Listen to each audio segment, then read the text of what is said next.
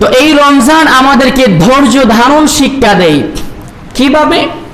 আমরা যখন ইফতারের পূর্বক্ষণে, ইফতারের পূর্ব মুহূর্তে যখন ইফতারিকে সামনে নিয়ে আমরা বসি, আমাদের সামনে শরবত থাকে, আমাদের সামনে বাহারি রকমের খানাপিনা থাকে, কিন্তু আল্লাহর কোনো একটা বান্দাও বুকের মধ্যে হাজারো তৃষ্ণা আছে, পেটের মধ্যে ক্ষুধা আছে, এত ক্ষুধা এত তৃষ্ণা থাকা সত্ত্বেও আল্লাহর কোনো একটা বান্দা একটা গ্লাস পানির মধ্যে চুমুক দেয় না, একটা খেজুর খায় না।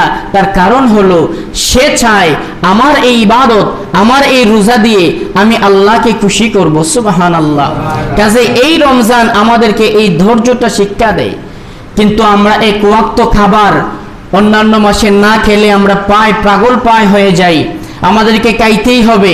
সকালের খাবারটা যদি আমরা 10টা-12টার সময় খাই, আমাদের খিদায় পেট ছুঁচু করে, আমাদের মাথা ঠিক থাকে না। কিন্তু এই রমজান আমাদেরকে ধৈর্যতা শিক্ষা দেয় যে হে বান্দা, তুমি রোজা রাখো সকাল থেকে সন্ধ্যা অবধি, যখন মাগরিব হয়ে যাবে তখন তুমি রোজা তুমি পানাহার করবে, তৃষ্ণা নিবারণ করবে। এর 1 সেকেন্ড 8 মুহূর্ত পর্যন্ত আল্লাহর কোনো একটা বান্দা সে তার বুকে তৃষ্ণায় বুকটা ফেটে যাচ্ছে, কিন্তু তারপরেও সে এক গ্লাস পানি খায় না, এক লুকমা খাবার খায় না। তার কারণ হলো সে ধৈর্য ধারণ শিখে গেছে। আল্লাহ তাকে ধৈর্য ধারণ শিখাচ্ছে যে এটাই হলো ধৈর্য। তুমি যখন ধৈর্য ধারণ করবে তখন আল্লাহ রাব্বুল আলামিনের অতি নিকটবর্তী হয়ে যাবে। সুবহানাল্লাহ।